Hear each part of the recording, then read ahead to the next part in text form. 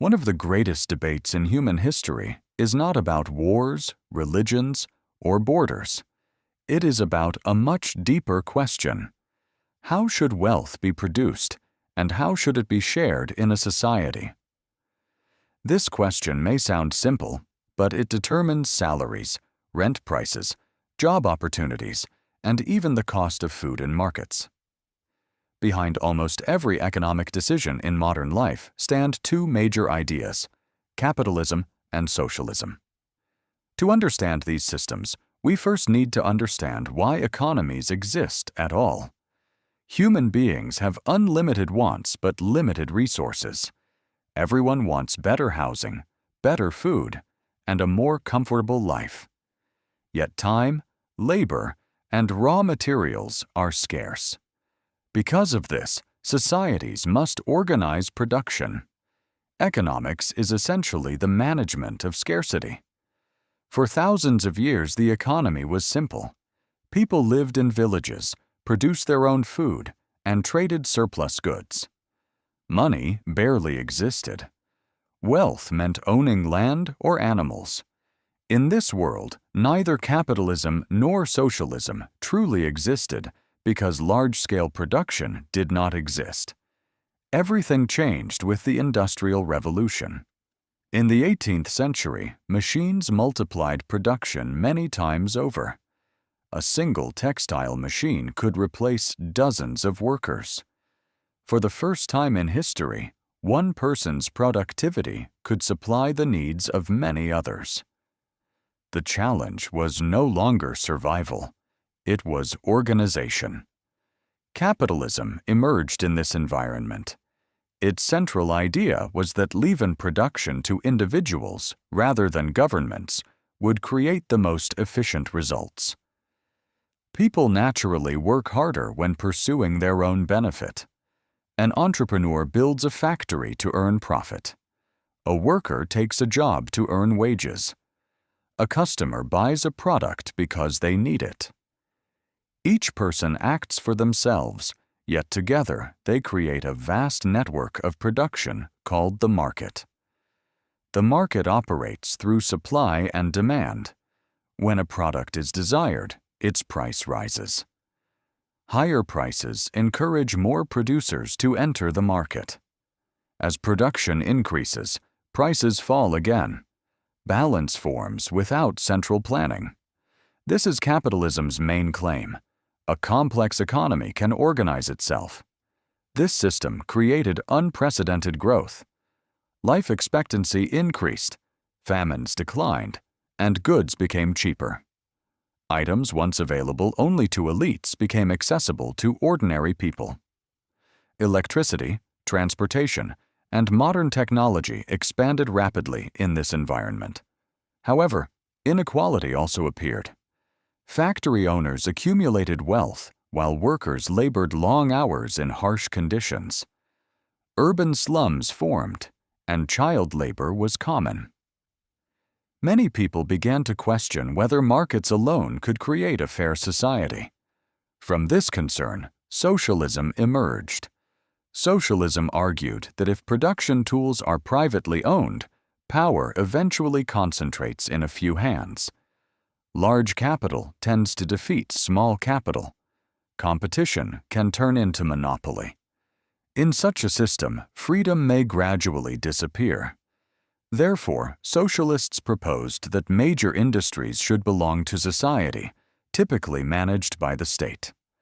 The goal was to guarantee basic needs: housing, health care, education, and employment, regardless of income.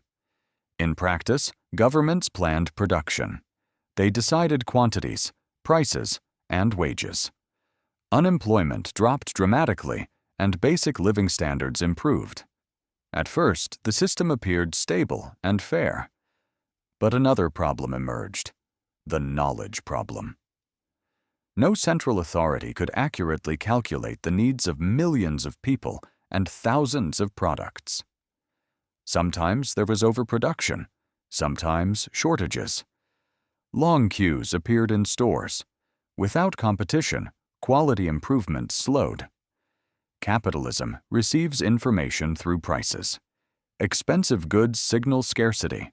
Cheap goods signal abundance. In planned economies, these signals weaken because prices are set administratively. A second issue was incentives. Individuals received similar pay regardless of effort, reducing motivation. Economic growth slowed. Capitalism faced the opposite problem: excessive incentives. Continuous expansion often led to debt bubbles and periodic economic crises. Growth was fast but unstable. It became clear that neither system alone was perfect. One was dynamic but unequal, the other stable but inefficient. Modern economies therefore developed mixed systems. Governments neither fully withdraw nor fully control production. Markets produce wealth while states regulate behavior. In most countries, businesses are privately owned. This is capitalism. Yet labor laws exist. This is social policy. Private hospitals operate, but public healthcare systems also function. Education may be both public and private. The goal is balance. Preserve competition while preventing social collapse. Extreme inequality is not only a moral issue, but also an economic one. When large populations become poor, consumption declines and growth slows. One of the greatest debates in human history is not about wars, religions, or borders. It is about a much deeper question. How should wealth be produced, and how should it be shared in a society? This question may sound simple, but it determines salaries, rent prices, job opportunities, and even the cost of food in markets. Behind almost every economic decision in modern life stand two major ideas: capitalism and socialism. To understand these systems, we first need to understand why economies exist at all. Human beings have unlimited wants but limited resources. Everyone wants better housing, better food, and a more comfortable life. Yet time, labor, and raw materials are scarce. Because of this, societies must organize production. Economics is essentially the management of scarcity. For thousands of years, the economy was simple. People lived in villages, produced their own food, and traded surplus goods. Money barely existed. Wealth meant owning land or animals. In this world, neither capitalism nor socialism truly existed because large-scale production did not exist. Everything changed with the Industrial Revolution. In the 18th century, machines multiplied production many times over. A single textile machine could replace dozens of workers. For the first time in history, one person's productivity could supply the needs of many others. The challenge was no longer survival. It was organization. Capitalism emerged in this environment. Its central idea was that leaving production to individuals rather than governments would create the most efficient results. People naturally work harder when pursuing their own benefit. An entrepreneur builds a factory to earn profit. A worker takes a job to earn wages. A customer buys a product because they need it. Each person acts for themselves, yet together they create a vast network of production called the market. The market operates through supply and demand. When a product is desired, its price rises. Higher prices encourage more producers to enter the market. As production increases, prices fall again. Balance forms without central planning. This is capitalism's main claim. A complex economy can organize itself. This system created unprecedented growth. Life expectancy increased, famines declined, and goods became cheaper. Items once available only to elites became accessible to ordinary people. Electricity, transportation, and modern technology expanded rapidly in this environment. However, Inequality also appeared. Factory owners accumulated wealth while workers labored long hours in harsh conditions. Urban slums formed, and child labor was common. Many people began to question whether markets alone could create a fair society. From this concern, socialism emerged. Socialism argued that if production tools are privately owned, power eventually concentrates in a few hands. Large capital tends to defeat small capital. Competition can turn into monopoly. In such a system, freedom may gradually disappear.